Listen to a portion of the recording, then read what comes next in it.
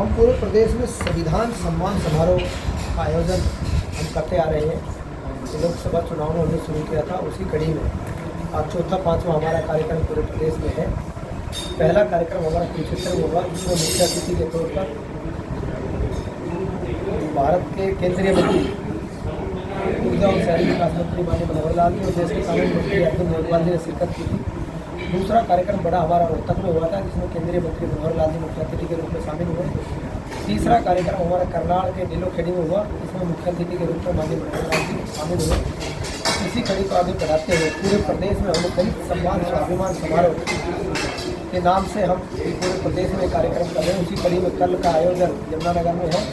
हमारे पूरे दलित वर्ग के लोग, कोई अम्बेडकर सभा, रविदास सभा, कबीर सभा, ये सारे लोग मिलकर इस प्रकार का एक आयोजन पूरे जिले में करवा रही है।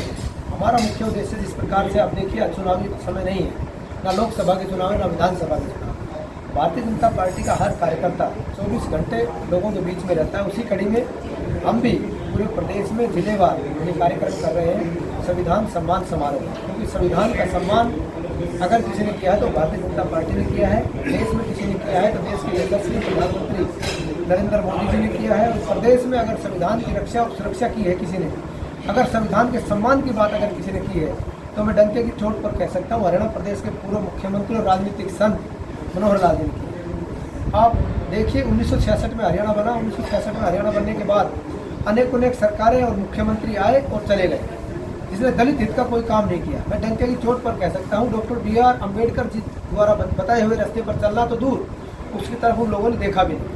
लेकिन आज से 11 साल पहले एक ऐसे राजनीतिक संत और हरियाणा प्रदेश के पूर्व मुख्यमंत्री मनोहर लाल जी ने हरियाणा प्रदेश की बागडोर संभाली, जिसमें आने के बाद उसने आमूलचूल परिवर्तन हरियाणा प्रदेश में किए। अगर मैं देश की बात करूं तो ये लंबी चर्चा हो जाएगी। तो डॉक्टर BR अम्बेडकर जी का उत्पीड़न अगर किसी राजनीतिक दल और किसी पार्टी के नेताओं ने किया, कांग्रेस ने किया। 1952 में जब डॉक्टर BR अम्बेडकर जी लोकसभा का चुनाव लड़ रहे थे, तो कांग्रेस ने षड्यंत्र रच के जवाहरलाल नेहरू जी ने अपना खुद पीए उसके सामने खड़ा करके उनको हरवाने का काम किया।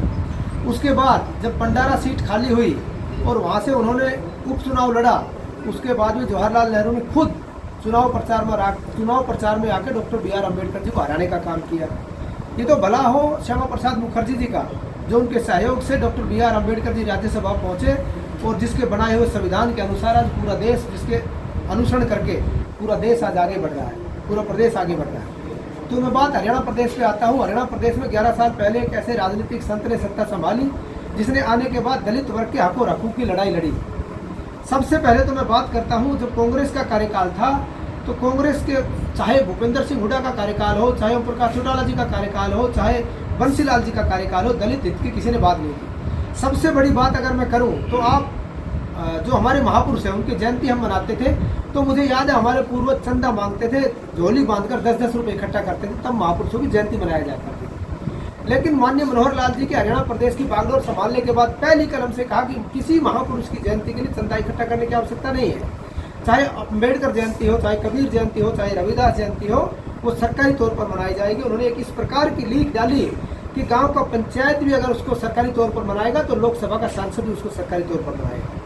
तो सबसे पहले हमारे दलित महापुरुषों को जिसने दिशा और दशा हरियाणा प्रदेश और देश को दी, उनकी महापुरुषों की जयंती को सरकारी तौर पर मनाना एक बड़ी बात है। हरियाणा प्रदेश में दलित वर्ग की 3 मुख्य मांगें हुआ करती थी। सबसे पहली मांग थी अनुसूचित वर्ग जिस प्रकार से अपने आप को वंचित और पीड़ित महसूस कर रहा था, तो दलित समाज की सबसे बड़ी मांग थी कि अनुसूचित आयोग हरियाणा प्रदेश में बने। सबसे बड़ी मांग थी कि सफाई कर्मचारी आयोग हरियाणा प्रदेश में बने। उसके अलावा हमारी तीसरी बड़ी मांग थी कि प्रमोशन में रिजर्वेशन दलित समाज को मिले। कहने के लिए बड़ी छोटी बात है कि SC कमीशन हरियाणा प्रदेश में बनाना छोटी बात नहीं थी। 70 साल का राज कांग्रेस करके चली गई, बीच में क्षेत्रीय दल भी आए, जिसने दलित समाज की किसी ने सुध नहीं ली। लेकिन माननीय मनोहर लाल जी के आने के बाद पहली कलम से अनुसूचित आयोग का गठन हरियाणा प्रदेश में किया, जो बखूबी काम कर रहा है। सफाई कर्मचारी आयोग बखूबी काम कर रहा है। प्रमोशन में रिजर्वेशन, इस प्रकार से एक मील का पत्थर हरियाणा प्रदेश में साबित हुआ है। प्रमोशन में रिजर्वेशन में आपको थोड़ा सा ब्रीफ कर दूं, कोई हमारा दलित समाज का व्यक्ति क्लर्क लगता था, क्लर्क से रिटायरमेंट हो जाता था। लेकिन माननीय मनोहर लाल जी की नीति के अनुसार जिस प्रकार से प्रमोशन में रिजर्वेशन उन्होंने दिया, आज हमारे दलित समाज का व्यक्ति कोई क्लर्क भर्ती होता है तो HCS तक भी रिटायरमेंट में जा सकता है। इस प्रकार से मील का पत्थर उनकी योजनाएं साबित हो रही है और उनका जिस प्रकार से उन्होंने दिशा और दशा हरियाणा प्रदेश को दी है, उसी को आगे बढ़ाते हुए हरियाणा प्रदेश के यशस्वी और नौजवान मुख्यमंत्री माननीय नायब सैनी जी उसको आगे बढ़ा रहे हैं। उसी कड़ी में पूरी हमारी टीम, जो दलित वर्ग की एक टीम है, उसके दिखाए रास्ते पर चलकर हम पूरे प्रदेश में हर जिले में जा रहे हैं। दलित सम्मान स्वाभिमान समारोह करके लोगों को बता भी रहे हैं और मौके पर ही आखिरी पंक्ति में खड़े आखिरी व्यक्ति को किस प्रकार से सरकारी सुविधाओं का लाभ मिले, कोई वंचित है, कोई पीड़ित है, किसी प्रकार से प्रशासन में दिक्कत है, सरकार में दिक्कत है, हम उनकी समस्याएं सुनने का काम करें।